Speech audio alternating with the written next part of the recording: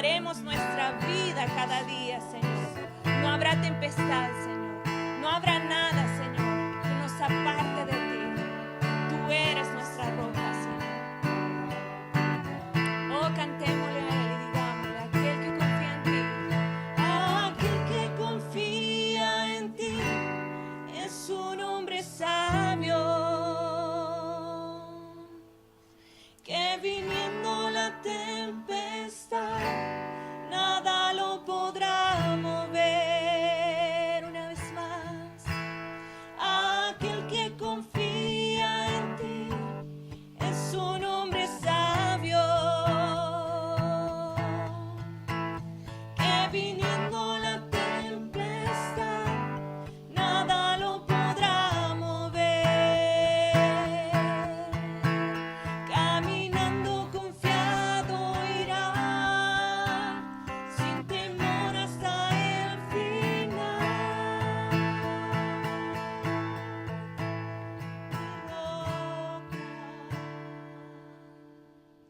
Eres tú, Señor.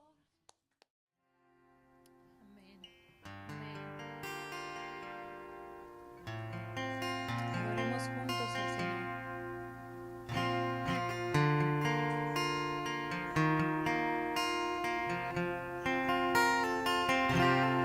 Como el ciervo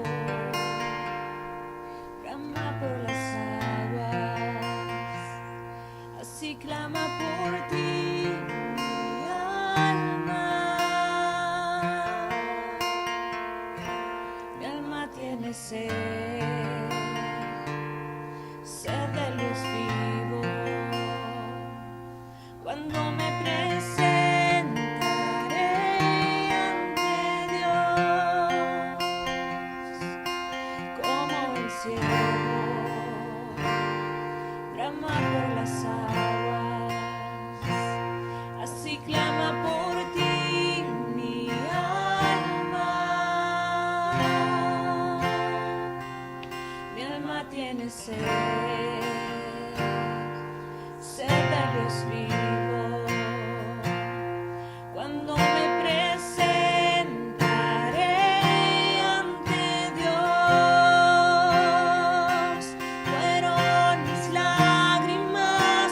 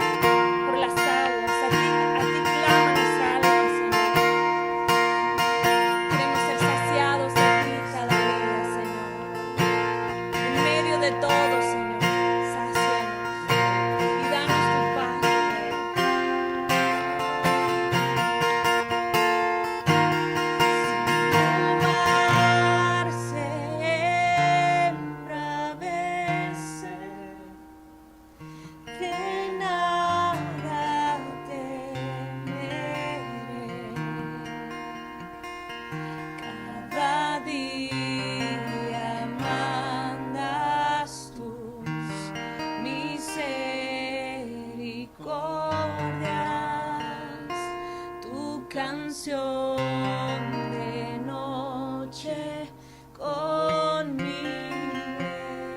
estará.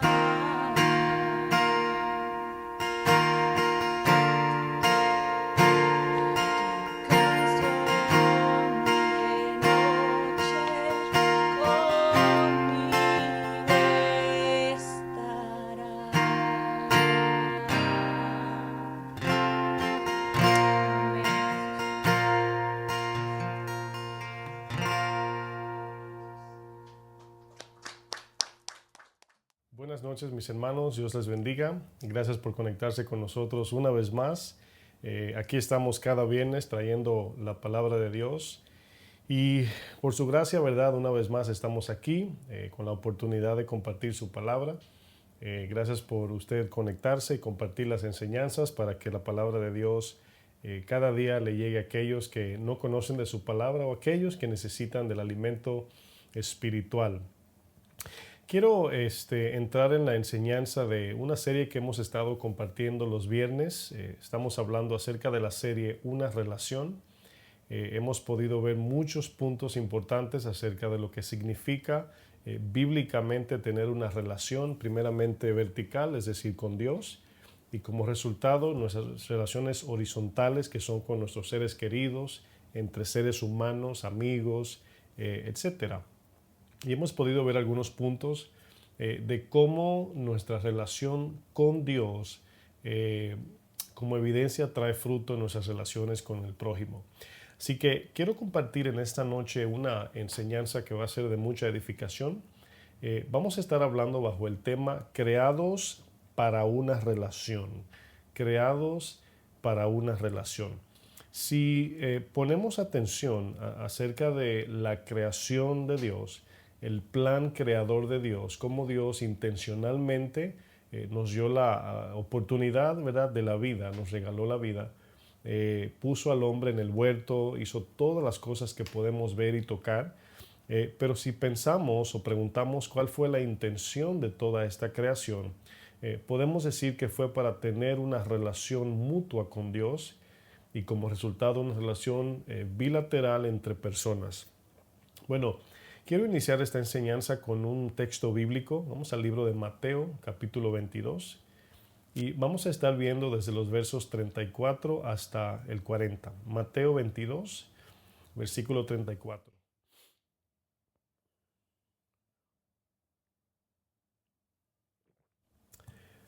Este tema de la relación que hemos estado mirando, pudimos ver enseñanzas pasadas acerca de la atención, el valor de la atención y buscando atención.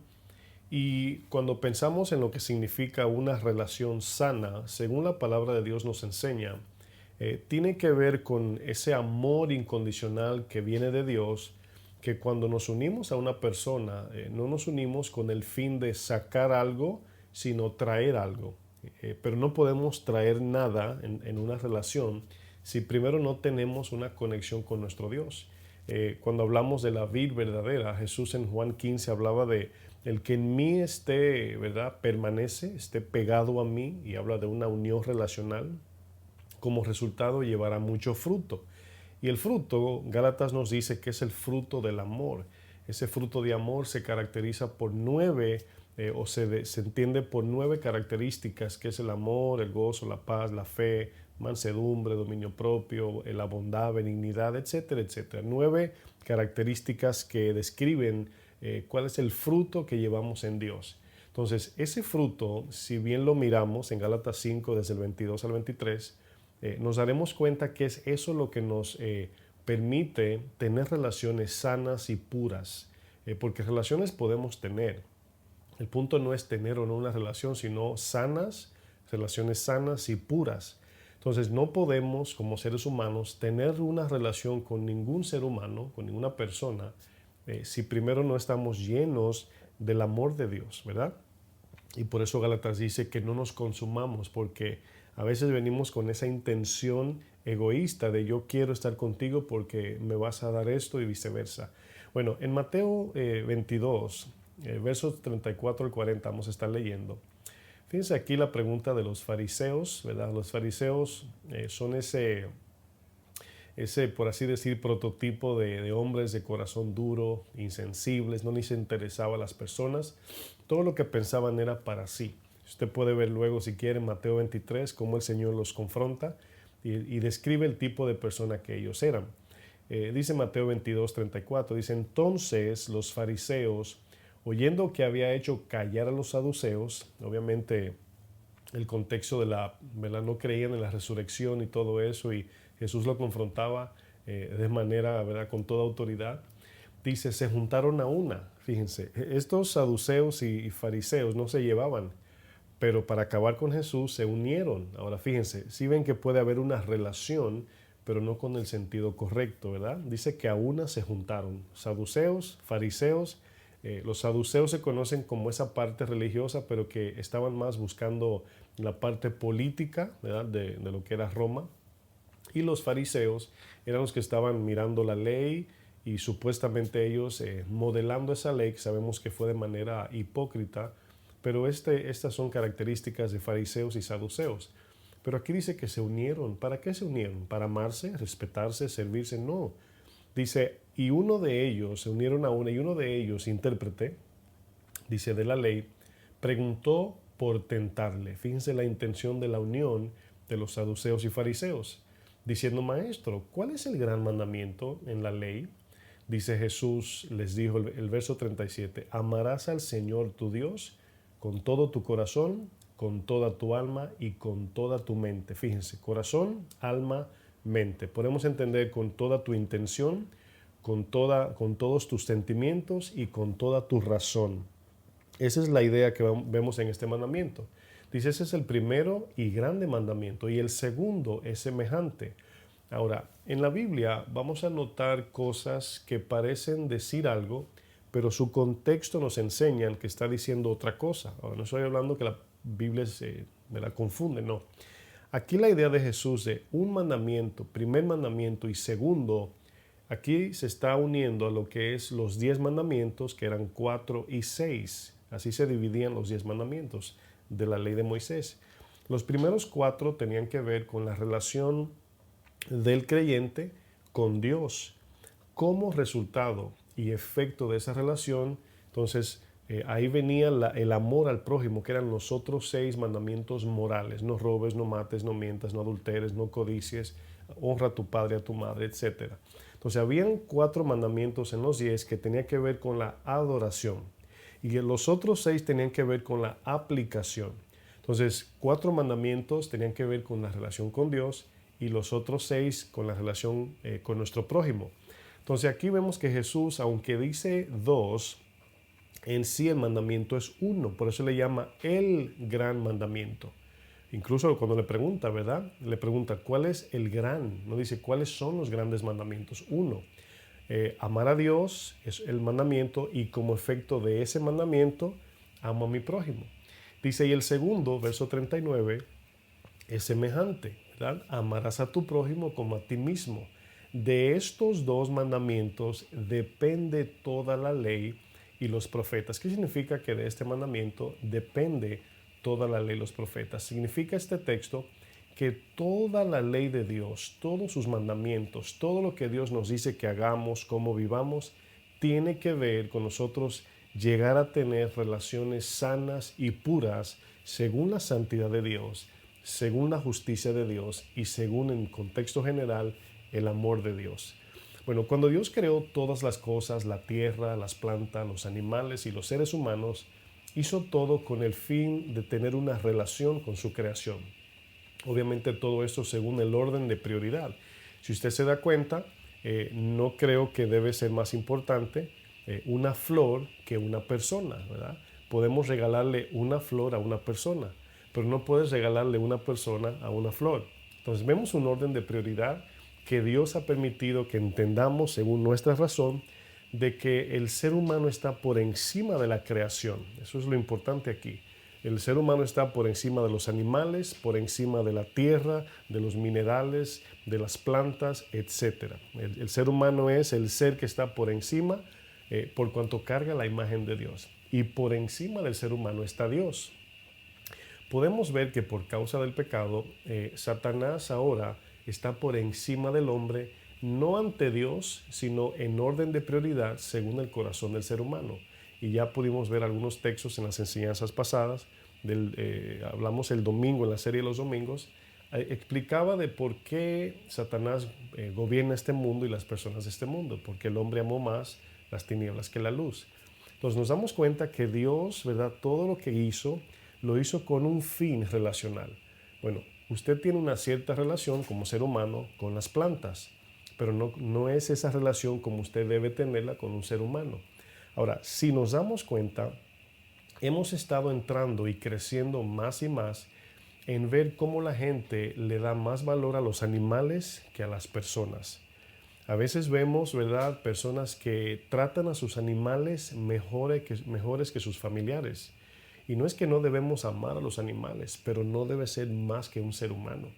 Bueno, hay personas que tratan mejor a su animal, ¿verdad?, su mascota, que a una persona. Esa es la distorsión del pecado. Bueno, esta relación con la creación iba a depender primero de nuestra relación con nuestro Creador y único Dios. Entonces, dependiendo de cómo yo tengo mi relación con Dios, se va a manifestar mi trato hacia los demás. Bueno, el problema social que enfrentamos en nuestras relaciones radica en cómo el pecado ha distorsionado las tres áreas de la vida que ya pudimos ver el viernes pasado. Hablamos de que el pecado distorsionó, afectó, infectó, podemos decir, nuestra razón, lo que es la razón, el deseo y la intención. Ahora, ¿se acuerdan que Jesús dijo que debemos amar a Dios con todo nuestro corazón, con toda nuestra alma y con toda nuestra mente? Bueno, ahí estamos viendo la razón, el deseo y la intención. Estos tres, mis hermanos, estos tres determinan nuestro modo de vida. Dependiendo de cómo tenemos nuestra razón, nuestros deseos y nuestra intención, que es el resultado de los dos primeros, del deseo y la razón, así viviremos. Ese será nuestro modo de vida. Vamos a desarrollar estos tres puntos de la razón, el deseo y la intención. Dios nos ha dado a los seres humanos, a diferencia de los animales, lo que conocemos como la razón. ¿Qué es la razón? Bueno, esta definición de la razón es muy sencilla, la encontré en Google, es nada más para entender lo básico de qué significa razón. Luego voy a dar un ejemplo sencillo de qué dice la Biblia de la razón. Esta definición de qué es la razón es la siguiente: la razón es la facultad del ser humano de pensar, de reflexionar, para llegar a una conclusión o formar juicios de una determinada situación o cosa. Lo voy a leer otra vez. La facultad es la razón, la facultad del ser humano de pensar, de reflexionar, para llegar a una conclusión o formar juicios de una determinada situación o cosa. Podemos entenderlo como la capacidad de escoger entre lo bueno y lo malo, en un sentido moral también. Entonces, fíjense, el pecado distorsionó la forma en cómo vemos lo bueno y cómo vemos lo malo. Entonces, hoy las cosas están al revés. Si nosotros vemos cómo la sociedad, que habla de lo que es la comunidad, ¿verdad?, social, cómo todo está totalmente al revés. El trato hacia el prójimo, el respeto hacia los demás. Imagínense que estamos viviendo en tiempos donde saludar es una ofensa. Gente que tú quieres ser cordial, se ofenden. Si tú le quieres dar la silla a una mujer, ¿verdad?, porque decimos las damas primero, dicen no, ¿verdad?, no quiero la silla. ¿Cómo que damas primero? Y ya creen que es un estereotipo de su género. Bueno, así está la cosa. Entonces estamos viendo aquí que cuando el Señor nos dio a nosotros, en nuestra alma puso la razón o la facultad de pensar, la capacidad de reflexionar, era con el sentido de distinguir lo bueno de lo malo. Es como cuando vas a comprar al mercado, ¿verdad? Algunos conocen como el mercado de abasto, el mercado público donde venden la comida. Y vas a comprar tomates, ¿verdad? Entonces, ves que hay un tomate que está podrido. Bueno, tu razón te dice, si te comes eso te enfermas, el sabor no está bueno, está sucio, es antihigiénico. Y dices, no, necesito un tomate que esté bien, limpio, que no esté podrido. Esa es la razón. Entonces, los animales no piensan así. Los animales se comen todo, ¿verdad? Lo podrido, lo no podrido. O sea, los animales no distinguen eso. Pero nosotros tenemos esa capacidad de distinguir entre una cosa y la otra. Esa misma razón que Dios nos ha dado, la Biblia nos enseña que es el medio que usamos para discernir, para juzgar, para criticar, el cual no es malo criticar siempre y cuando no sea una crítica destructiva. Criticar significa mirar algo con detalle para ver lo bueno y lo malo, a ver si podemos escogerlo o no. Por ejemplo, los animales no tienen razón, ellos no piden permiso. Ahora, les digo algo, un pequeño paréntesis. Si usted mira los medios sociales, el YouTube, los shows que dan los programas de televisión, sí te van a decir, y hasta científicos, que sí, que los animales tienen razón. Oh, sí, tú le das a un mono, le pasas esto y te calcula y le dices, toca esto y lo hace. Bueno, estamos hablando de la razón del ser humano que puede distinguir entre lo moral, es decir, lo bueno y lo malo. Cuando un león se come una jaina, no pierde sueño por su conciencia, porque se comió la jaina o la hiena, perdón, estoy diciendo jaina en inglés, la hiena, ¿verdad? O cuando el león se come un corderito, ¿verdad? El león no se acuesta, le dice a la leona, ay mi amor, pasó una mala noche, ¿verdad? Mi conciencia está cargada porque me comí ese corderito. No, no tienen razón, no tienen conciencia. Los animales no saludan, aunque usted va a ver en el YouTube que una cotorra o un mono o un elefante le levante la mano. Lo hacen por comida, no entienden lo que están haciendo, no piden perdón, no se duelen al ofender otro animal, no conocen el valor de las cosas, no saben distinguir entre lo bueno y lo malo, no tienen lo que llamamos conciencia. Sin embargo, aquí viene una ironía, sin embargo, aunque como seres humanos Dios nos ha dado la razón o la facultad de razonar, por causa del pecado hemos perdido el concepto de relacionarnos entre prójimos. O relacionarnos con nuestro prójimo. Desafortunadamente, mis hermanos, hay veces que los seres humanos actúan o tratan a los demás seres humanos peores que los animales. Es desafortunado esto. Incluso usar el ejemplo hasta duele. Hay personas que se comportan peores que los animales. Quizás alguno me está viendo y puede incluso pensar que estoy siendo insensible a lo que estoy comentando. Pero todos sabemos que hay un dicho que se usa mucho, ¿verdad? Cuando algún ser humano mata a otro, ¿verdad? Incluso decimos lo mató como un animal. Es decir, lo mató como si no tuviera sentimiento, como si no le doliera. Pero estamos cada vez más creciendo a lo que Jesús en Mateo 24:12 dijo. Por haberse multiplicado la maldad, ya hemos estudiado que maldad ahí es alejarnos de la palabra, el corazón de muchos se va a enfriar. Corazón frío habla de un corazón insensible, que no le duele lo malo, que no le duele cuando alguno es abusado, o sea, no siente, ¿verdad? Es frío. Bueno, a esta palabra que utilicé, de que muchas veces los seres humanos actúan como peores que los animales, el apóstol Pedro y el apóstol Judas, y este Judas no es Iscariote, sino el hermano de Santiago, el penúltimo libro de la Biblia es el libro de Judas, y vemos que también Pedro utiliza o hace una referencia acerca de hombres irracionales que actúan como animales. Bueno, aquí vemos un ejemplo muy claro del corazón perverso de los hombres que engañan a las personas con el único fin de su deseo, cumplir con su deseo egoísta. Y en la iglesia, desafortunadamente, se meten gente con esta intención. Es desafortunado. Miren, un pequeño paréntesis a esta referencia. Desafortunadamente la iglesia es un lugar donde, así como un hospital, llega gente enferma, ¿verdad? Pero hay una diferencia entre estar enfermo y querer ser sano o estar enfermo y creer que eres sano. Esa es la diferencia. Entonces llega mucha gente a la iglesia, entre comillas, buscando de Dios, pero en sí andan buscando un fin egoísta, andan buscando posición, andan buscando que lo exalten, que la gente le aplauda, y no se enfocan en el propósito inicial por qué la iglesia se estableció. Y esto es desafortunado. Entonces, fíjense, desprecian al ser humano para poder alcanzar su deseo egoísta, su agenda personal. Cuando eso no se cumple, desertan, se apartan, ¿verdad? O se van a otro lugar a seguir buscando saciar su sed egoísta. Bueno, es desafortunado esto porque la iglesia debe ser el lugar donde encontramos ese reposo en Cristo, donde conocemos al Señor, donde nos servimos unos a otros, pero decimos que donde quiera que hay seres humanos hay conflicto. Bueno, vamos a ver un ejemplo en 2 de Pedro, capítulo 2 para ver este ejemplo que el apóstol Pedro nos enseña. Segunda de Pedro 2, verso 12.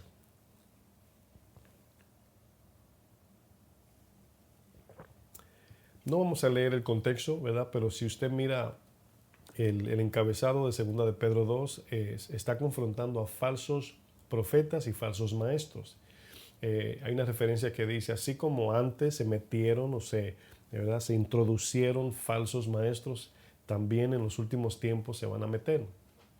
Y la referencia del verso 12, segunda de Pedro 2, dice, pero estos, se está refiriendo a los falsos maestros, hablando mal de cosas que no entienden, ¿verdad? Cosas que no entienden, dice, como animales irracionales. Bueno, este texto dice dos cosas en sentido. Dice que estos hombres estaban actuando como actúan los animales, pero aquí da una referencia, dice irracionales, que es lo contrario a la razón o al razonamiento humano. Como animales irracionales, nacidos para presa y destrucción, dice, perecerán en su propia perdición. Judas es el penúltimo libro en la Biblia, solamente tiene un capítulo. Vamos a leer el verso 10 para que vean la misma referencia que el apóstol Judas aquí, repito, no Iscariote, sino Judas Tadeo, hermano de Santiago. Dice Judas, verso 10, dice, pero estos, la misma referencia a los falsos, blasfeman de cuantas cosas no conocen. Fíjense, un paralelo de la carta de Pedro y de Judas. Dice, y en las que por naturaleza conocen, se corrompen como animales irracionales. La palabra griega, logos, es una palabra que se usa para referirse a Jesús como el verbo de vida. Esa palabra verbo en griego es logos, o la palabra encarnada a la que se refiere, la palabra viva en el corazón y en la mente de los creyentes, esa es la palabra logos. Ahora, esa palabra, el cual es logos, el cual es Cristo mismo y su palabra, tenía el sentido de entrar en el corazón engañoso y perverso y transformarlo en un corazón puro y justo. Ahora, fíjense, la palabra de Dios es el logos, es la palabra viva de Cristo en el creyente. Esa palabra en nuestro corazón, cuando la guardamos, la meditamos y la llevamos a cabo, la obedecemos, produce en nosotros relaciones sanas, transforma nuestro corazón, nos arregla la forma de cómo entendemos las cosas, etc. Pero aquí vemos que tanto el apóstol Pedro como el apóstol Judas Tadeo usan la palabra griega alogos. Alogos. A en el griego es una palabra, es una letra que al ponerla en una palabra hace que esa palabra sea negativa. Vemos logos, ¿verdad? Como palabra, como verbo, pero esta palabra irracional que utiliza Pedro y Judas es la palabra alogos, que significa sin razón, ¿verdad? Bueno, aquí habla de una persona que no está operando en el entendimiento de Dios según su diseño inicial de la creación que produce relaciones sanas y puras. Bueno, vamos a ver la segunda parte de estas tres áreas que el pecado afecta. La segunda parte que estamos viendo, ya vimos la razón, ahora vamos a ver el deseo. Para esto quiero leer un texto en Efesios 2, versículo 1. Vamos a ver este punto número 2, el deseo. Vamos a estar leyendo Efesios capítulo 2, verso 1.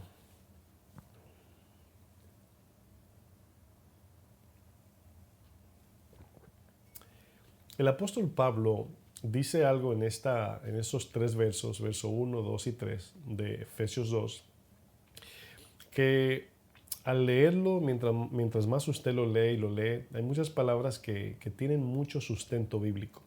Pero vamos a tratar de avanzar un poco más rapidito y a ver algunos puntos. Dice aquí Pablo en el verso 1, Efesios 2, dice, y Él, aquí Cristo, ¿verdad? Os dio vida a vosotros. Ahí está. La palabra viva encarnada, esa palabra que hoy conocemos como la palabra de Dios, la Biblia, cuando entra en el corazón del creyente, del que tiene fe, esa palabra al nacer de nuevo transforma nuestro corazón. Nos santifica de manera progresiva, ¿verdad? Y nos transforma a imagen de Cristo como ejemplo perfecto. Adán distorsionó lo que tenía que ver con la familia de Dios. Cristo restauró esta familia por medio de su cruz. Dice, Él os dio vida a vosotros cuando estabais muertos en vuestro delito y pecado. Aquí habla de acción y condición. Por causa de nuestra condición caída, teníamos relaciones desafortunadamente sucias, distorsionadas. No teníamos una relación correcta como Dios manda. Dice el verso 2, en los cuales anduvisteis, podemos decir, vivías en otro tiempo, siguiendo la corriente de este mundo, en la manera que este mundo se conduce. Este mundo dice que el dinero es más importante que tu familia. Este mundo dice que si alguien te quita lo tuyo, que tú devuelvas con venganza. Este mundo dice que las cosas materiales tienen más importancia que los seres humanos. Este mundo dice que los animales, en muchos de los casos, tienen más valor que los seres humanos. Pero esa es la corriente de este mundo. Dice, conforme al príncipe de la potestad del aire, el espíritu, aquí Satanás, que ahora opera en los hijos, fíjense, de desobediencia, los que no permanecen en la palabra, entre los cuales también todos nosotros, Pablo se incluye, vivimos en otro tiempo, en los deseos de nuestra carne, haciendo la voluntad de la carne y de los pensamientos, y éramos por naturaleza hijos de ira, lo mismo que los demás, sin acepción de personas, judíos y gentiles, judíos y no judíos. Bueno, aquí vemos 3 puntos que Pablo menciona: el deseo, la voluntad y los pensamientos. Aquí vemos la razón, el deseo y la intención. Ahora, estas 3 áreas habían sido infectadas, dañadas por el pecado. Pero aparte del daño, fíjense que el pecado causó en el corazón del ser humano, Satanás tenía control sobre muchos de nosotros antes de conocer de Cristo. Porque el corazón, fíjense, ya vimos la parte de la razón. El pecado forma su propia idea. Es decir, razonamos a través del pecado. Es cuando conocemos a Cristo y su palabra que luego entendemos dónde estábamos y cómo estábamos viviendo. Bueno, muchos de nosotros decimos, ¿verdad? Lo voy a decir de esa manera, decimos querer tener relaciones sanas. Pero a causa del corazón lleno de ídolos, y lo que me refiero es que a veces queremos estar en paz con la gente, con la familia, con los hijos, con las parejas, pero por causa de que el corazón ama o tiene ídolos en su corazón, la idolatría distorsiona y afecta mucho la relación. Destruye las relaciones la idolatría. Y por esta razón nunca podemos tener relaciones sanas y puras según la palabra de Dios nos enseña. El pecado también ha sido o ha infectado y contaminado nuestra forma de anhelar o querer las cosas. Vimos cómo el pecado afectó nuestra razón, es decir, ya una persona sin Cristo no razona de manera, vamos a decir, correcta según la palabra de Dios, sino que cada decisión que toma es basada en qué puedo sacar de esta relación, qué hay para mí, ¿verdad? Bueno, entendemos que si nuestra razón está distorsionada y corrompida, es muy obvio que nuestros deseos serán del mismo modo perverso y engañoso. Si mi razón, el pecado, la distorsionó, es muy obvio que mi deseo también sea perverso y engañoso, como Jeremías 17 nos enseña. Hemos estudiado anteriormente que cuando la palabra nos dice, fíjense bien, que somos malos, la palabra dice que somos malos, no significa que no tenemos la capacidad de querer cosas buenas. Entonces ahí es donde vamos a los extremos. Cuando la palabra dice que el hombre es malo o que su corazón está lleno de maldad, o Génesis dice que Dios miró que el corazón del hombre, su intención, era llena de maldad y continuo mal, no significa que no existe en nuestro corazón el deseo de las cosas buenas o de hacer el bien. Lo que nos hace malos incluso es la mezcla de estas dos. Aquí nos damos cuenta que con un mismo corazón, podemos amar a una persona, pero si esta persona nos ofende, la podemos odiar con el mismo corazón que deseamos amarla. Entonces, ese es el problema que tenemos. No es que el hombre malo no ama, ¿verdad? Hay ladrones que aman sus hijos. Hay asesinos que aman a ciertas personas y matan a otras. Entonces, muchos, por ejemplo, cuando vemos a aquellos que matan para adquirir más poder o dinero, tienen sus familiares, ¿verdad? Vemos como carteles o mafias y cosas así, ¿verdad? Matan por tener mucho poder y dinero, pero tienen su familia y estaban a la iglesia. Entonces, vemos una mezcla de lo bueno y lo malo en el corazón. Entonces, Jesús habla de una contaminación acerca de esto. Por ejemplo, si usted ve un vaso de una limonada, vamos a decir, ¿verdad? Un jugo de limón, y usted lo hace azúcar, hielo, agua, limón, y usted le echa una gota de veneno a ese jugo de limón, no significa que el jugo es 100% malo, ¿verdad? Tiene cosas buenas, pero por causa de esa gota de veneno no se puede beber porque ha contaminado todo lo bueno. ¿Sí ven la diferencia? Entonces aquí vemos que el problema del hombre, entiendas, el ser humano, no es que nada más es malo, porque todos sabemos que usted y yo hacemos regalo, amamos a nuestros familiares y tenemos cierta bondad en nuestro corazón. Pero cuando Dios nos examina ¿verdad? Y dictamina su juicio, lo que ve es una contaminación en el corazón del hombre que tiene estos dos deseos. Bueno, un ejemplo lo vemos en Mateo 7. Jesús hace una referencia acerca de nuestra condición. Y lo mismo que estoy diciendo lo vemos muy plasmado en este texto, Mateo 7, verso 11. ¿Qué dice Mateo 7, verso 11? Dice, pues si vosotros, aquí hablando Jesús, si vosotros siendo malos, sabéis dar buenas dádivas a vuestros hijos, fíjense, ¿verdad que no se contradice? Dice Jesús, si ustedes son siendo malos, le dan cosas buenas a sus hijos, ¿sí ve que aquí lo que hay es una mezcla en el corazón del hombre? Miren, un ejemplo les pongo. Jeremías dice que el corazón es engañoso y perverso. Cuando habla del corazón se refiere al corazón caído. Lo perverso y engañoso es que al hombre, el hombre querer hacer el bien, no sabe que el pecado lo engaña. Es decir, voy a hacer algo bueno, ¿verdad? Y en el intento de hacer lo bueno, se da cuenta que es un inválido, un paralítico espiritual. En el intento de nosotros querer amar a las personas como Dios manda, nos quedamos cortos. Y es eso exactamente lo que nos hace aceptar el Evangelio. Decimos, Señor, yo quiero, es como la lepra. La lepra, fíjense que la lepra separaba al que tenía lepra de sus familiares, como el pecado también nos separa de nuestros familiares, ¿verdad? Vemos como la lepra es una representación directa del pecado. Y cuando algún hombre o mujer, ¿verdad?, contraía lepra, había que separarlo de toda la sociedad. Entonces vemos cómo la lepra es sinónimo de pecado en la Biblia. Y vemos cómo el pecado nos separa de nuestros seres queridos.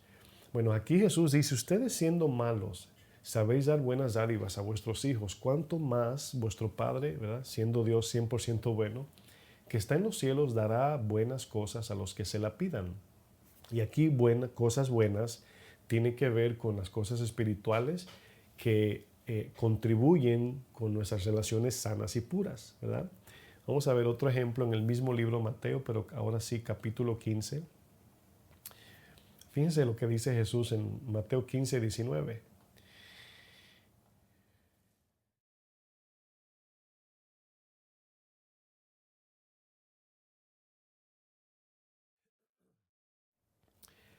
Dice Jesús, porque del corazón salen, dice el verso 19, porque del corazón salen. ¿Qué sale del corazón? Bueno, salen malos pensamientos, ¿verdad? Homicidios, ¿qué más? Adulterios, fornicaciones, hurtos, que es robo, falsos testimonios y blasfemias. Dice, estas cosas son las que contaminan al hombre, pero el comer con las manos sin lavar no contaminan al hombre. Fíjense que en la Biblia la palabra griega que se usa para referirse a la comunión, a la participación entre hermanos o la relación, es la palabra griega koinonia. Esa es la palabra que utiliza el Nuevo Testamento para la palabra comunión, relación o participación entre hermanos, es koinonia. Pero aquí la palabra que Jesús usa en Mateo 15, la palabra contaminar, es la palabra griega koinó, que se parece a la palabra koinonía, ¿verdad? Contaminar es koinó, pero comunión es koinonía.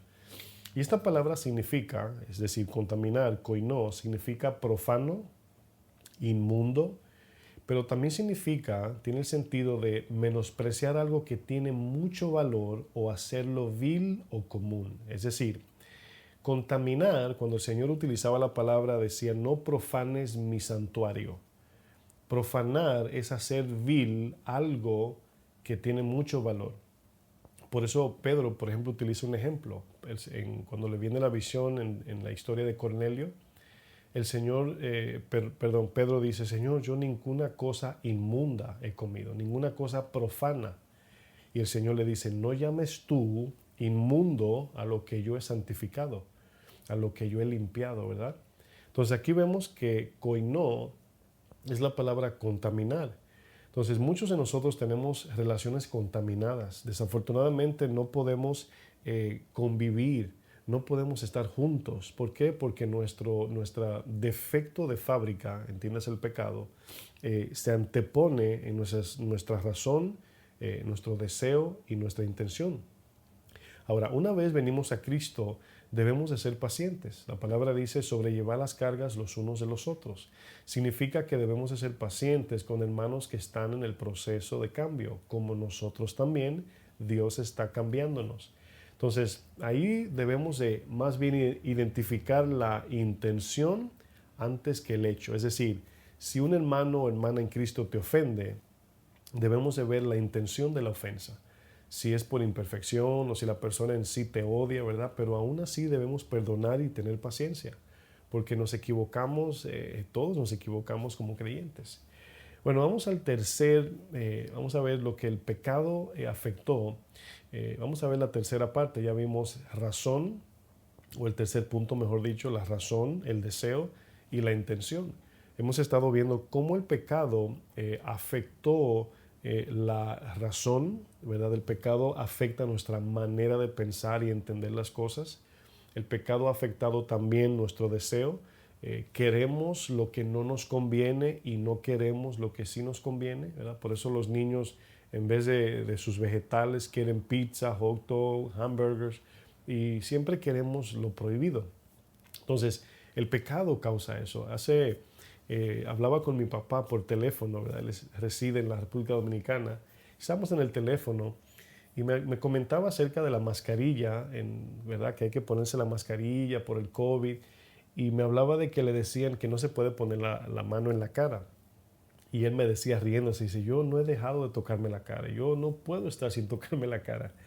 Y yo le decía, papi, pero es increíble como cuando alguien te dice no te puedes tocar la cara, como que se te mete una cosquilla que te da deseo de tocarte.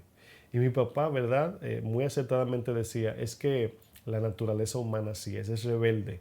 Cuando le dices que no, entonces quieren hacerlo. Y usted lo ha visto quizás hasta con los niños, ¿verdad? Usted ha jugado ese juego que cuando usted le dice no, ellos dicen sí. Luego usted cambia y dice sí, ellos dicen no.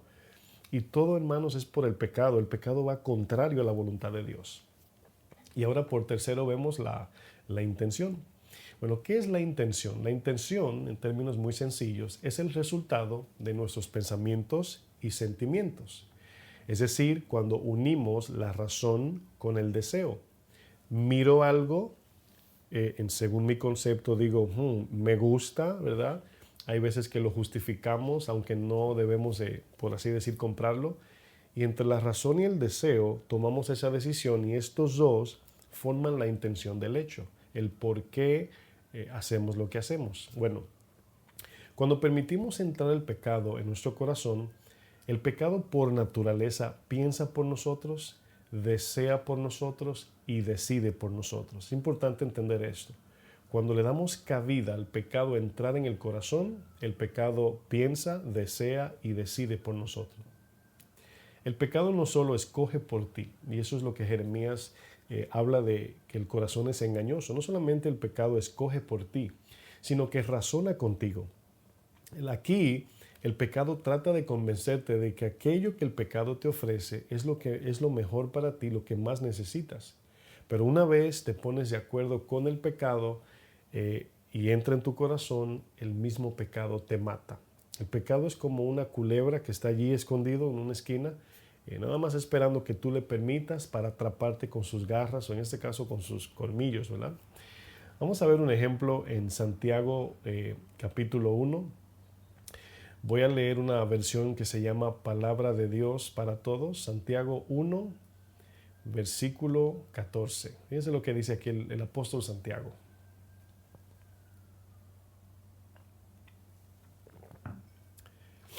Fíjense, dice Santiago, uno es tentado, dice esta versión Palabra de Dios para Todos, uno es tentado cuando se deja llevar por un mal deseo.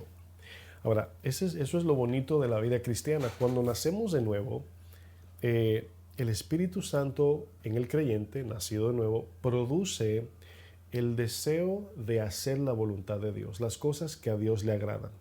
El Espíritu produce eso. Esa es la forma como nos comunicamos con el Espíritu. Él produce el querer como el hacer. Eso no significa que, por así ponerlo, que nosotros ya no deseamos las cosas de la carne. Por eso vemos el libro de Romanos 8 que dice, no, ¿verdad? No se ocupen las cosas de la carne, porque el que piensa en las cosas de la carne enfrentará muerte, ¿verdad? Pero el que se ocupa de las cosas del Espíritu alcanzará vida y paz. Entonces, ahora el punto es que tenemos doble naturaleza en el sentido de razonar, de desear y de nuestra intención.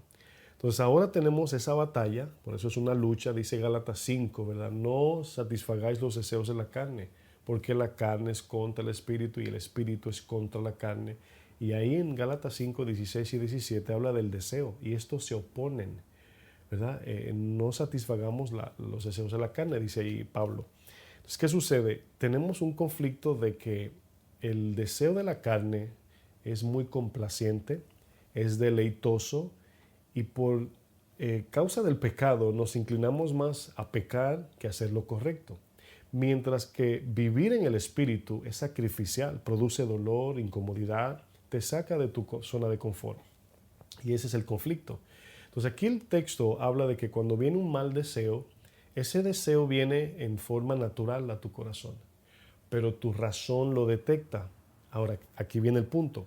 Si viene un mal deseo a mi corazón, a mi mente, escuchen bien, y no tengo la palabra, nunca voy a saber si eso que llegó a mi corazón es bueno o malo. Mi razón está totalmente contaminada por el pecado, gobernada por el pecado. Pero si tengo la palabra y aún tengo deseos carnales, cuando venga el deseo maligno, al tener la palabra, contrasto eso y puedo distinguir que eso no es un buen deseo. Y ahí luego yo decido qué hacer. Bueno, el texto dice, cuando viene un mal deseo, ese es el pecado, ¿verdad? Natural, dice que lo atrae y lo seduce. Hay una atracción, pero atracción aquí es el deseo, ¿verdad? Quiero. Pero la seducción es el convencimiento. ¿Sí ven? O sea, el deseo es algo que te atrae. Es como cuando tienes hambre y pasas por un buffet y ves carne y dices, ay, esa carne se ve buena. Hay una atracción. Pero también aquí seducción, seduce, habla de que te convence. Seducir aquí es hacerte que hagas lo que el pecado te pide. Dice luego, verso 15, el deseo malo da luz el pecado. La Reina Valera dice concibe, ¿verdad? Ahí cuando permites el pensamiento, da un bebé llamado pecado. Y ese bebé viene siendo como si fuera así como cuando se consuma un bebé en el vientre, dice, y el pecado una vez ha crecido, aquí se forma, aquí crecido, Reina Valera dice consumado, es cuando ya entre el deseo y la razón se han puesto de acuerdo, se forma la decisión, esa es la intención, dice conduce a la muerte. Todo, mis hermanos, aunque me tomé este tiempo para explicar esto tan detallado, todo lo que hacemos es así, deseo, razón, intención, deseo, razón, intención. Si voy a comer, debo razonar lo que estoy comiendo, si deseo comerlo y luego decido. Se dan cuenta que estas tres áreas de nuestra vida son vitales, son bien esenciales. Y si estas tres áreas están siendo influenciadas por el pecado, no estamos viviendo como Dios quiere. El pecado viene por atracción natural y por seducción diabólica también. El pecado es una oferta que una vez entra al corazón trae muerte, mis hermanos.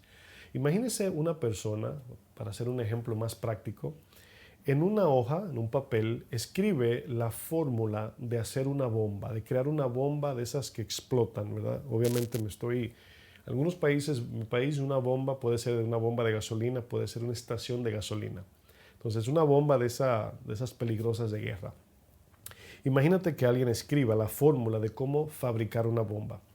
Esa hoja, hasta que no caiga en manos de un corazón torcido, un corazón maligno, esa hoja no va a explotar o la bomba no se va a formar sola. Necesita a alguien con un deseo, con una razón y una intención llevar eso a cabo. Entonces puede haber una persona que diga no y romper el papel y desaparecerlo. Pero puede haber otra que por razones ajenas decide llevar a cabo y crear esto, como hoy vemos las guerras y los inventos que matan a la gente. Eso lo hace el corazón. Miren, nuestras malas relaciones se originan en nuestra mala relación con Dios. Un mal concepto de adoración conllevará a una mala relación con nuestro prójimo. Escuche bien, va a ver a través de la Biblia cómo los que, en el caso de la mujer samaritana, ya conectamos esos puntos de que ella no tenía una buena relación con nadie, ni con los hombres que estaban con ella.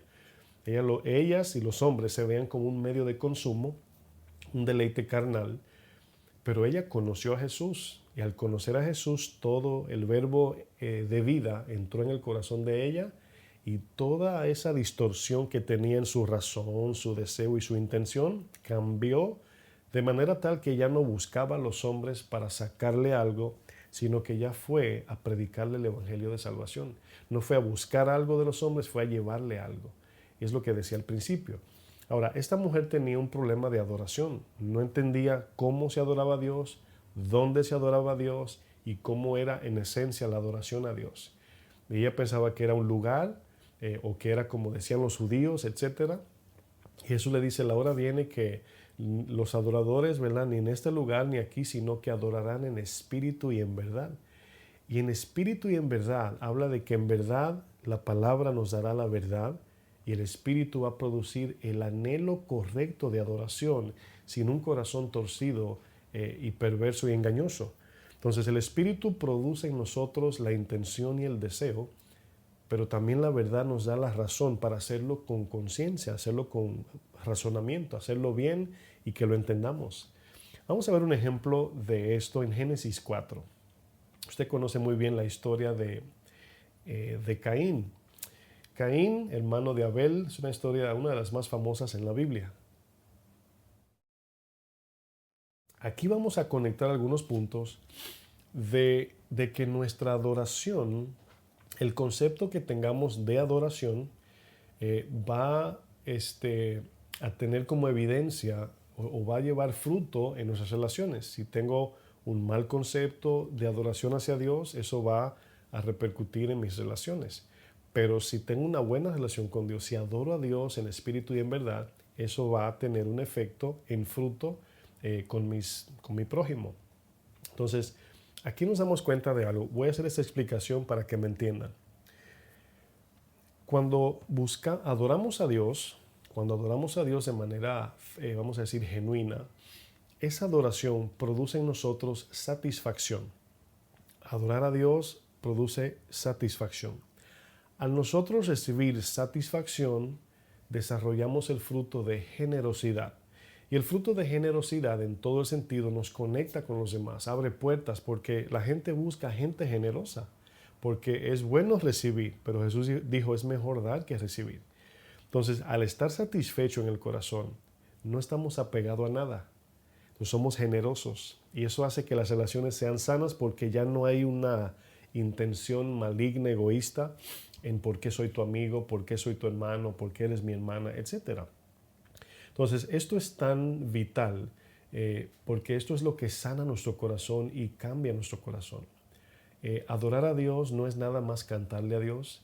Adorar a Dios no es nada más levantar las manos. Adorar a Dios se entiende como la entrega total de nuestro corazón, mente y alma. Nuestra razón, nuestros deseos y nuestra intención. Todo sometido a la palabra de Dios. Cuando hacemos eso, imagínense esas tres como una raíz conectada a la vid. Y esa vid infunde en nosotros el fruto de amor que nos llena a nosotros y alcanza para darle a los demás. Pero cuando estamos desconectados de la vid, estamos consumiendo a la gente. Como estamos vacíos, estamos siendo egoístas, absorbiendo, chupando, así como una sanguijuela, o sanguijuela, creo que se dice, sanguijuela, chupando la sangre, acabando con la persona que tienes al lado. ¿Por qué? Porque lo ves como un medio de consumo. Bueno, Caín, vamos a ver aquí lo mismo que estoy explicando plasmado en la Biblia. Génesis 4, verso 3 dice, y aconteció, dice, andando el tiempo, que Caín trajo del fruto de la tierra una ofrenda a Jehová. Muchos maestros y muchos que enseñan este verso, yo le llamaría, así es mi punto de vista, ¿verdad? Equivocadamente dicen que Dios no aceptó el fruto de Caín, o la ofrenda, perdón, porque era fruto de la tierra. Entonces, a veces podemos exagerar un texto, nada más para buscar un sentido que queremos, pero aquí el rechazo de Dios hacia Caín no fue porque el fruto fue de la tierra. El Señor te pide de lo que tú tienes. Él era labrador y Abel era pastor de ovejas. Entonces, Dios te pide lo mejor de ti. Eso es lo que te pide. En este caso, Dios no rechazó la ofrenda porque era de la tierra. Van a ver por qué. Dice, Caín trajo de la tierra una ofrenda. Aquí entendemos fruto, porque el texto habla que era agricultor. Dice, y Abel trajo también de los primogénitos de sus ovejas, ¿verdad? Dice, de los primogénitos de sus ovejas, de los más gordos de ellas, y nos damos cuenta que aquí en Abel define qué tipo de ofrenda trajo. Y cuando digo tipo, no estoy hablando de si es un fruto o si es una oveja o lo que sea. Más adelante sabemos que esto es cierto porque luego el Señor en las ofrendas, si usted se acuerda bien, el Señor les exigía las ofrendas a las personas según su capacidad. El que no puede traer un becerro, que traiga un cordero. El que no puede traer un cordero, que traiga harina. El que no puede traer harina, etcétera, etcétera. Entonces no tiene nada que ver aquí con que sea de la tierra o que sea un cordero. Porque muchos dicen, no, es que Jesús es el cordero. Sí, pero aquí es una ofrenda de lo que cada uno tenía. Ahora, no dice el texto, le trajo de los mejores frutos, ¿verdad? No dijo de los mejores frutos de la tierra, no. Dice, le trajo del fruto de la tierra una ofrenda, ¿verdad? Así. Pero la de Abel tiene definición, dice primogénito, habla del mejor animal, el primogénito es el mejor, dice, y más gordo. ¿Se acuerdan cuando el hijo pródigo vuelve a casa, verdad? El papá dice, matad el becerro, ¿qué? El mejor becerro. Ahora, ese sí representaba a Cristo. Es una representación de matar al becerro gordo, el mejor. Pero vemos cómo el padre le dio lo mejor al hijo y de ahí es de donde nace que ese hijo pródigo le va a dar lo mejor a su padre al ver el amor del padre. Cuando el hijo merecía muerte, el padre fue generoso, ¿verdad? Claro, lo perdonó y tuvo que morir el becerro, en este caso Cristo. Pero sigo leyendo, hermanos. Está bueno, dice el verso 4 para retomar. Abel trajo también de los primogénitos de sus ovejas, de lo más gordo de ellas. Y miró Jehová con agrado a Abel y a su oveja. Este orden, como este texto 4 lo dice, miró primero con agrado a Abel y segundo la ofrenda. Cuando usted le trae una ofrenda al Señor, el Señor no está mirando en sí, escuche bien, el tamaño y la cantidad de esa ofrenda, sino el sacrificio en su corazón de desprenderse de esa ofrenda. No sé si me di a entender.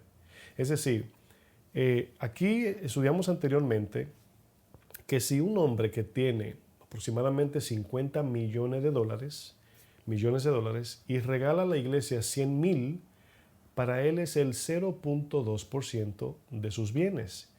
Es como si fueran nosotros, si ganásemos semanalmente $500, aproximadamente es como darle $1 a Dios. Entonces se dan cuenta que en sí no es el número, sino el valor que para ti tiene esa ofrenda. Si tú dices, Señor, quiero darte, por así ponerlo, porque ofrendamos con dinero, quiero darte $1,000. Y en ese momento viene la pregunta a tu corazón, ¿y si le doy eso al Señor, con qué me quedo?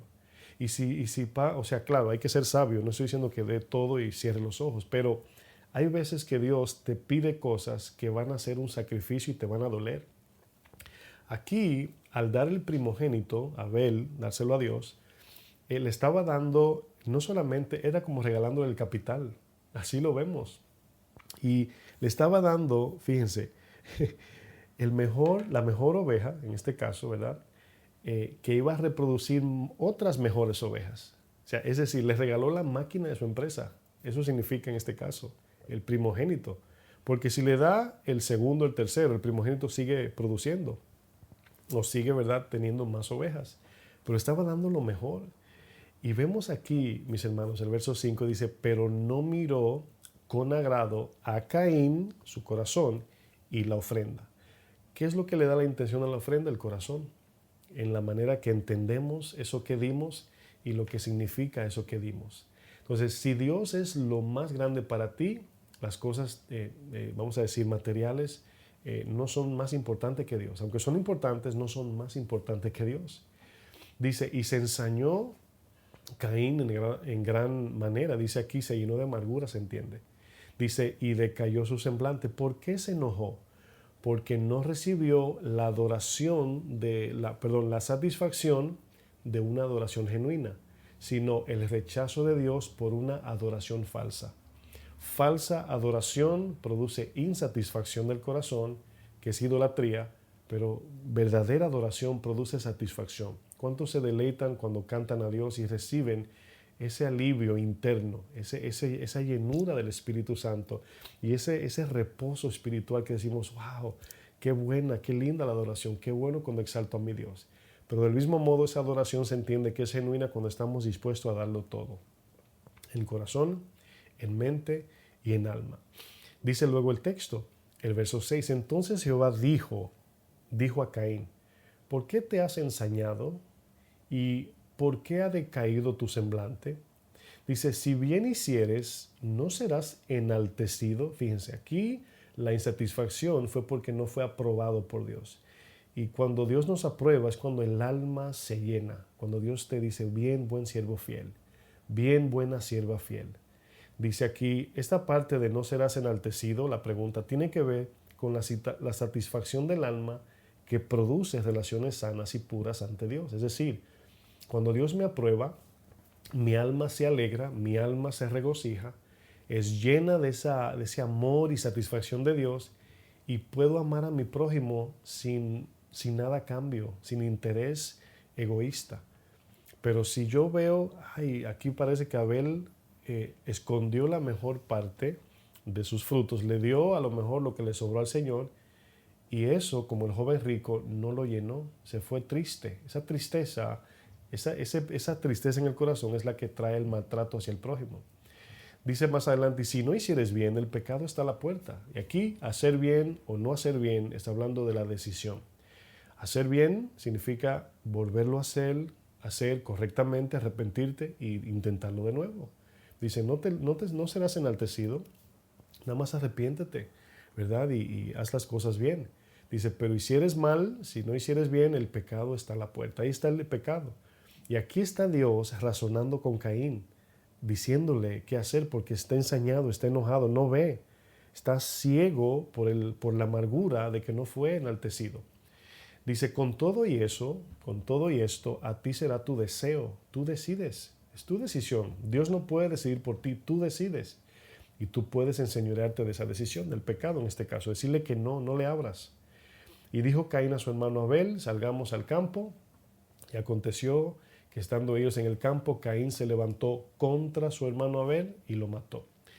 Bueno, aquí vemos que una falta de adoración genuina produce en nosotros relaciones enfermas, torcidas, corruptas, inmundas, profanas, contaminadas, etc.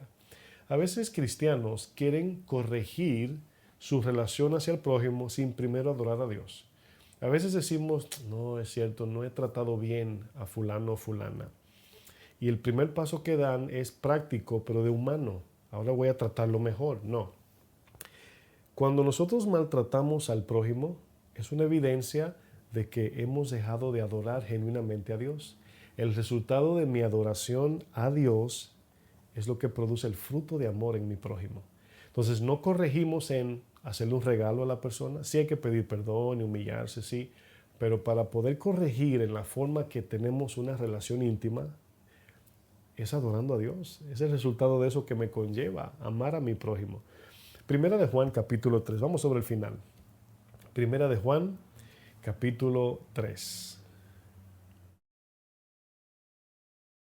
Aquí el apóstol Juan toma esa referencia del Génesis, de Caín, para recordarnos la evidencia de los que están en Dios o no están en Dios. Si usted quiere examinar su vida, cuando alguien dice, ¿cómo yo sé, pastor, si soy salvo o no soy salvo? Bueno, mira tu vida, el trato hacia los demás y vas a saber si tienes vida o no. En Lucas 10, la historia del buen samaritano, había uno que conocía la Biblia, por así decirlo, la ley de Moisés, la conocía de cabo a rabo, desde el 1 hasta el último número, se la sabía de memoria, pero maltrataba a su prójimo. Jesús le dijo, ¿cuál es el primer mandamiento? ¿Cuál es el mandamiento? Le pregunta a Jesús a él y dice, amar a Dios sobre todo y a mi prójimo como a mí mismo. Y le dice, bien has contestado, tienes mucho intelecto, estudias mucho. Y luego le dice, haz esto, ama a tu prójimo y vivirás. Estás muerto espiritual, le dijo. Entonces aquí Juan nos dice algo que a muchos le va a chocar, ¿verdad? Esos son de los textos que usted dice, ay, ¿verdad? Como que, ay, le duele. Dice primera de Juan 3:10, en esto se manifiestan los hijos de Dios, en esto se evidencian, así conocemos los que son de Dios y los hijos del diablo. Usted diría, los que matan, los que torturan son los hijos del diablo. Los políticos son los hijos del diablo. Los que andan, en verdad, violando no sé qué por ahí son los hijos del diablo. Bueno, este texto no dice eso. Dice, en esto se manifiestan los hijos de Dios y los hijos del diablo. Todo aquel que no hace justicia y que no ama a su hermano no es de Dios. Así de sencillo, mis hermanos. Dice, porque ese es el mensaje que habéis oído desde el principio. Bueno, ya vimos que en Génesis el Señor le dejó un mensaje a Caín, le dijo, haz las cosas bien, ama a tu hermano, arrepiéntete, haz las cosas bien. No es culpa de Abel, ¿verdad?, que estás insatisfecho. Y no es culpa de la gente que tú estás vacío de corazón. Es que no estás adorando a Dios de manera genuina. Dice que nos amemos unos a otros, no como Caín. Dice que era del maligno. Aquí dice que Caín era hijo del diablo. Y muchos dicen, no, es que el Señor, ¿verdad?, así lo escogió. Caín era del malo y Abel del bueno. Por eso no. Si eso fuese así, Dios no nos demandara a nosotros responsabilidad y respuesta. Incluso vemos que Dios le da la opción a Caín de escoger entre una cosa y la otra. Aquí se van a dar cuenta que el texto dice que aquel que escoge lo malo decide ser hijo del diablo. Eso es la idea. Esa es la idea del texto, porque lo va a decir, porque era del maligno. Dice, pastor, mira, ahí lo dice, era del maligno. No, el texto va a decir, dice, mató a su hermano. Y aquí el mismo texto dice algo que debemos considerar. Y aquí dice, ¿y por qué causa lo mató? Porque Dios no lo escogió. O porque Dios así lo quiso. Soberanamente Dios dijo, Abel va a ser mío y Caín no. Escogí a Esaú y rechacé a, ¿verdad? No. Escogí a Jacob, rechacé a Esaú, no. Bueno, no confundir, escoger a Jacob y rechazar a Esaú es en sentido de servicio, no de salvación, porque luego vemos que Esaú se salvó y su descendencia de Edom también muchos se salvaron.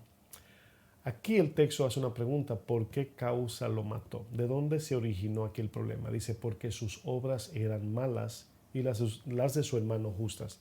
¿Cuáles son las obras malas? Miren, en Juan 3 dice que la luz vino al mundo, pero los hombres amaron más las tinieblas que la luz, y dice porque sus obras eran malas. Sus obras eran malas siempre es una referencia a la intención, a lo que decides hacer, a lo que tú quieres hacer. Entonces, cuando alguno sigue, por eso habla de las 4 semillas, y dice, en la cuarta semilla dice, el corazón bueno y recto es el que decide decirle que no a las cosas del mundo, al maligno y a la oferta del mundo, y escoge la semilla. Entonces aquí cuando dice por qué causa le mató, dice porque sus obras, su intención era mala. Cuando trajo la ofrenda, le dio de lo que sobró, menospreció primero a Dios y luego mató a su hermano. El resultado de la matanza de Caín hacia Abel fue el minimizar la persona de Dios. Cuando tenemos a Dios como algo pequeño, eso se va a reflejar en nuestro trato hacia los demás. Idolatría produce homicidio, mientras que adoración produce amor al prójimo. Cuando mi vida es una vida de adoración a Dios, como resultado voy a amar a mi prójimo, a los que me aman, a los que me odian, a los que me critican, etcétera, etcétera. Mi amor que viene de Dios no depende de lo que el mundo o la persona a quien amo decida o me haga. El amor de Dios llega y no pide, no exige. Entonces ese amor ama tanto al ofensor como al que te ama, al que no te saluda como al que te saluda, al que habla bien de ti y al que te critica, porque el amor de Dios así es. El amor de Dios no depende de lo que otro haga, sino el amor de Dios es el amor de Dios. Bueno, vamos a terminar con el texto que inicialmente leímos, Mateo 22:34, y ahí concluimos.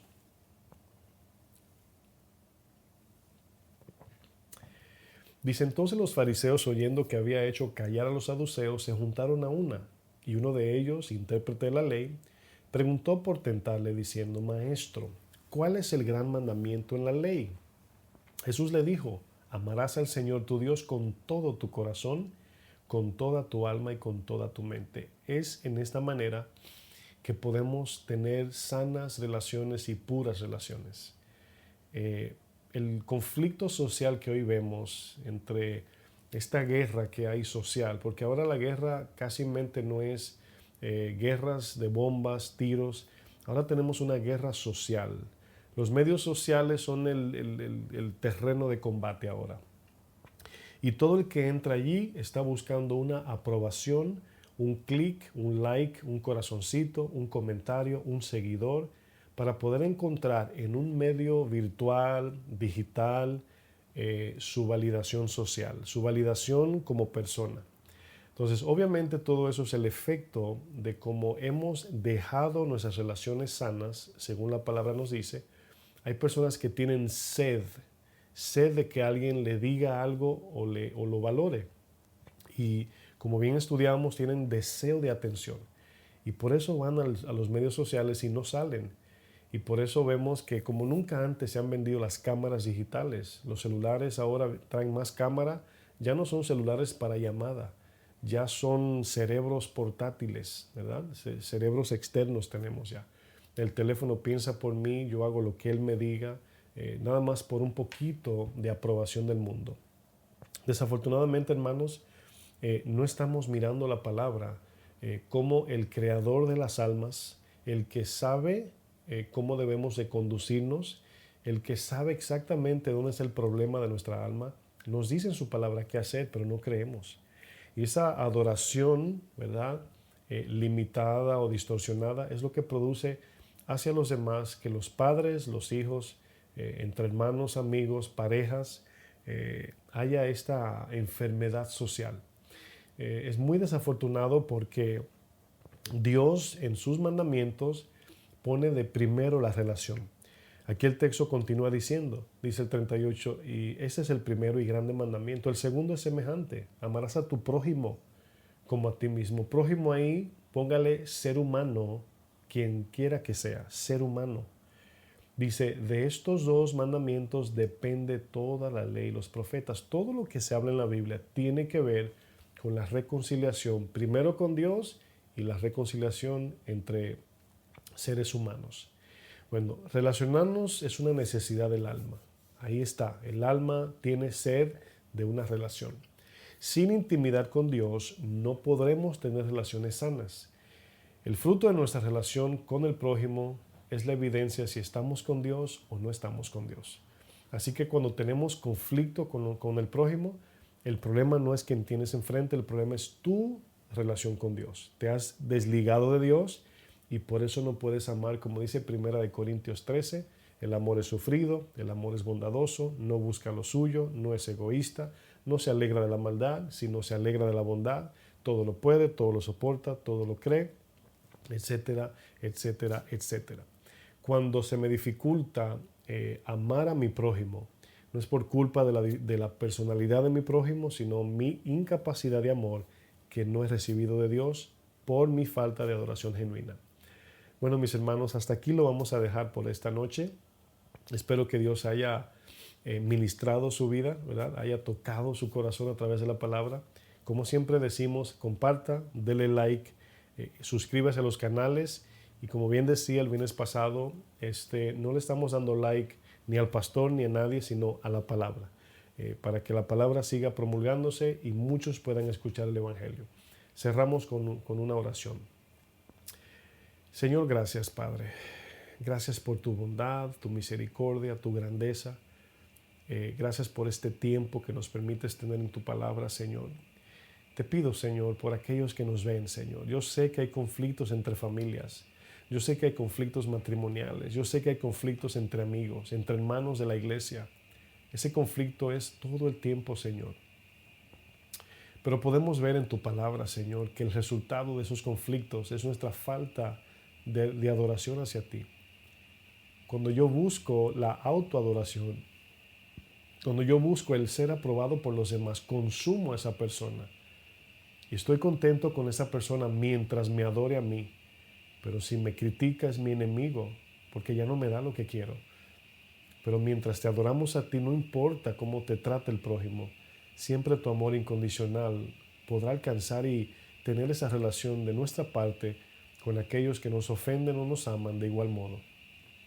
Ayúdanos, Señor, a seguir entendiendo y seguir recibiendo, Señor, todo esto que estamos aprendiendo, pero con el fin de llevarlo a cabo y sanar nuestras relaciones, acercarnos a aquellos que decimos amar, pero amar en el amor de Dios, no en el amor que este mundo nos enseña. Te pedimos tu gracia, te pedimos la capacidad espiritual necesaria para poder amar, mientras te adoramos y te buscamos de todo corazón, en el nombre maravilloso de Jesús. Amén. Que Dios les bendiga, mis hermanos. Buenas noches.